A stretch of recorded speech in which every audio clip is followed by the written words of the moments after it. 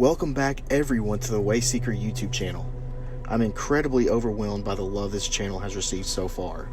I know, the numbers are small, but this is what I enjoy doing. Star Wars has always been my thing since I was a 6-year-old kid watching the remastered original trilogy in 1996. I just want to apply my passion to cranking out great content for other people to enjoy. Thank you for being so receptive to my contribution to the community. So let's begin. If you follow my Instagram account, which is linked in the description below, you saw exactly who the focus of this video would be.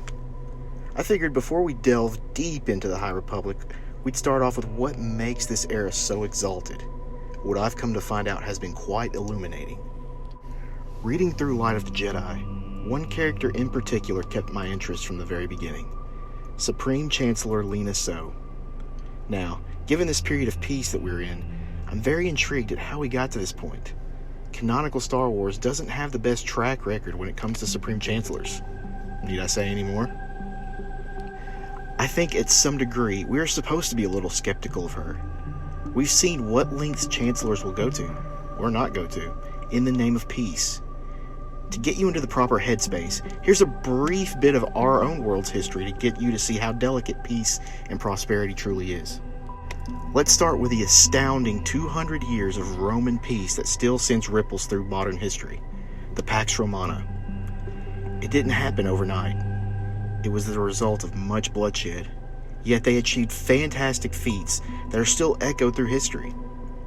Ancient Roman architecture, aqueduct water systems through the cities, sewer systems, the development of concrete, durable roads that still exist today. Peace is the greatest conduit to a bright future. Also, a groundbreaking idea here in the United States called Manifest Destiny. Ever heard of it? Basically, to all my non-US viewers, it was an idea in the mid-1800s for the United States to expand its borders westward. Go west and keep going, is what they said. This idea spread territory and ideals of democracy, and the reasoning was that it was inevitable. Might as well do it anyway. As hopeful and ambitious as it may have been to others, it brings up the case of imperialism. Our ambitious ideas weren't the only things that made it out west. We brought our baggage out west as well. The thirst for resources, new ideas, and just simply more. This expansion greatly increased our status as a nation, farmland, mines, and most importantly, the railroad. Unprecedented prosperity. But it brought a lot of harm as well, such as displacement of indigenous Americans, contributing factors to both the Civil War and the Mexican-American War, and contributions to our well-storied history of racial conflict. With this perspective in mind, can you see how delicate the Star Wars Republic is at this time? I feel that at any moment this thing could spiral. Now, I expressed a bit of skepticism towards Lina Soh's integrity, but during a second read-through, something smacked me square in my mind's face. And it's all in her introduction to the story. We first meet Lina Soh in the second act of Light of the Jedi, reflecting over her tenure as Chancellor on the Umate peak of the Minare mountain range. For me, I had no idea Coruscant still had this type of topography at this point in history. By the time the Skywalker saga begins, the Coruscant that we know is fully consumed by infrastructure. Her connection with this mountain, especially through this time of crisis, shows how desperately she clings to nature and to life, and that she makes a daily decision to be all in for both. On each of her sides, she is flanked by her two Targons, Matari and Varu. Imagine these huge direwolf-like lions from Game of Thrones. They behave similarly as the direwolves as well. I picture Jon Snow and Ghost every time they make an appearance. And while Lina Soh is ultimately a diplomat, these Targons aren't just around for decoration.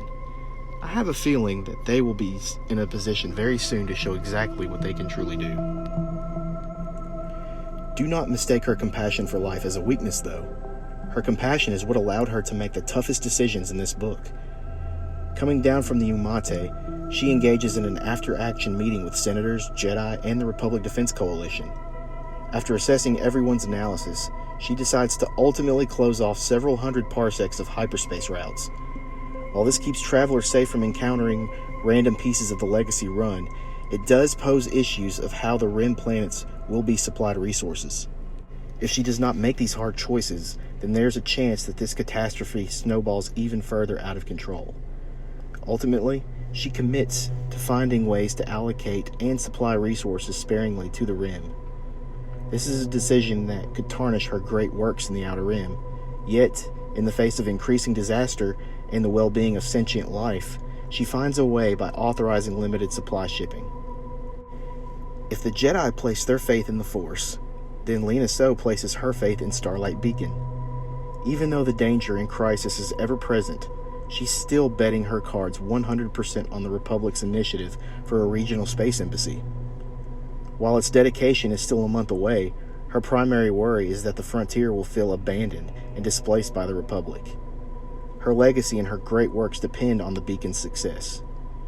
Now, in my opinion, Starlight Beacon and the Umate Peak are great motifs for Lina Soh. They both represent the great struggle and the aspiration of this character. I find it fitting that Lina Soh describes the mountain as such in the book, and I quote, "There was nothing so big that it couldn't be swallowed up, nothing so strong that it couldn't be humbled, nothing so tall that it couldn't be made small, not a mountain and not a republic."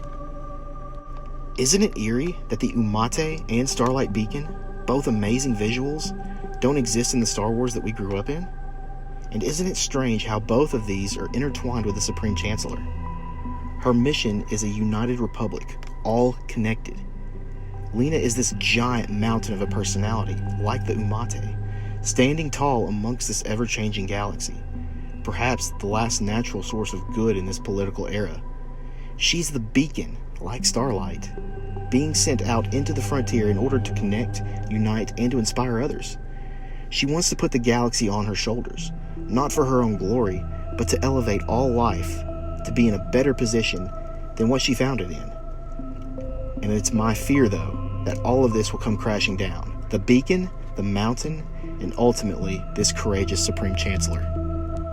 Whether it be by a successful attempt on her life, or if she's crushed by the weight of holding peace on her shoulders, Chancellor Soh is the pivot point that will alter the course of the High Republic and transition the overall narrative into what we grew up with. Thank you so much for joining me on this journey. The reason why I'm breaking my content into character studies, events, and philosophies is to show that while this isn't George Lucas's Star Wars, the High Republic still serves the primary function. It teaches valuable life lessons and allows our children to see a story of hope playing out. Teaching our children hope during this day and age is comparable to Lina Soh's leadership during this fragile period. We have to imbue them with hope now, or the future will be bleak. Hope for a bright future. Hope in the kindness of people. Hope in something greater than ourselves. And, as with Supreme Chancellor Soh, hope in standing up for what you believe in. The best part is that we're just getting started with this YouTube channel. We are all in this together, and as always, we are all the Republic.